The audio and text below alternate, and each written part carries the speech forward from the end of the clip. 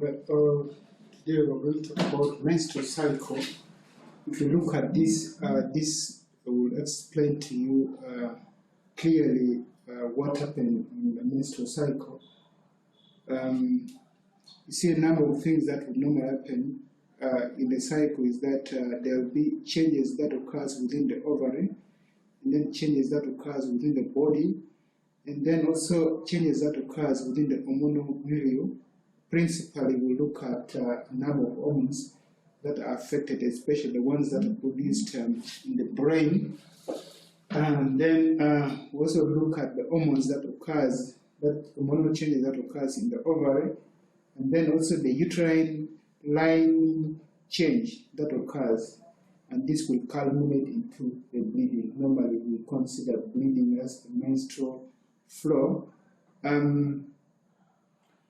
The cycle normally it starts from the first day of bleeding. That's actually a convention that has been raised, that the first day should be the first day of bleeding, and that's a cycle.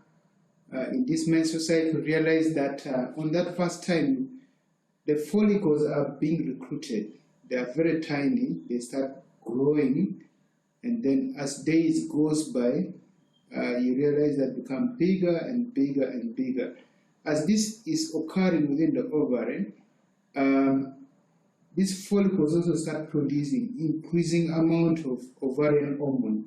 Principally, the amount of estrogen will actually keep rising as the follicles are being increasingly growing. So that means that they produce more estrogen, and more estrogen results into a negative kind of feedback on the pituitary hormones, the follicle stimulating hormones, and then the luteinizing hormones. You see that their levels remain almost very low at that time when the ovarian hormones are actually being produced. So with increasing amount of these, this results into a very low amount of follicle stimulating hormones. That results into a selection of a dominant follicle. A dominant follicle will only be a rise to in which that follicle has so many receptors for follicle stimulating hormones and luteinizing hormones, so that it can actually survive even in the event that there is very low amount of follicle stimulating hormones being produced. That is because of the suppression of the estrogen, the ovarian hormones. Of course, there are some other hormones that are not included here, like the inhibins and other hormones, peptide hormones that affect the growth of follicles.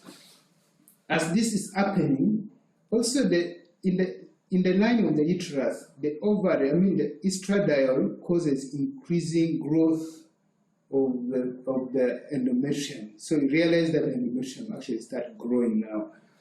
There reach a time when you reach a very high level of estrogen. A high level of estrogen again has a positive feedback. Remember, the low level is causing a negative feedback. So a high level actually causes a positive feedback. Realize that the follicle stimulating hormones, there's a surge here. And more importantly, there will be a surge in the luteinizing hormone levels. And this surge in luteinizing hormones level culminates into ovulation. And as soon as this occurs, 24 hours later, a woman is ovulating. And also realize that the body temperature actually rises a little bit by probably about more than 0.5 degrees Celsius. And this results into ovulation. Of course, ovulation results into what we call luteinization. That means that the ovaries, the follicular remnants that are here start now producing progesterone. Progesterone actually make the endometrium more succulent, so that if there is a conception that will occur after this ovulation, it can be able to be supported. The thicker endometrium is more succulent, probably has more supply of the necessary requirements for the growth of conceptors. So you realize that the level of progesterone keep rising here. Of course, estrogen also keep remaining, it's a little bit higher, but progesterone is higher here. This is what we call the progesterone dominant phase of the menstrual cycle. After this, of course, the follicle-stimulating hormones and luteinizing hormones, the negative feedback of estrogen is potentiated by the progesterone, leading to lower levels. So the level of FSH and LH actually reduces.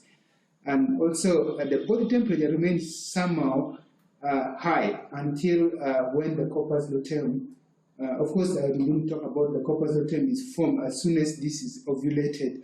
The follicular cells that are around the oocytes there actually collect themselves and become very, it starts producing a lot of blood and then became a bit yellow, and that's what we call corpus luteum.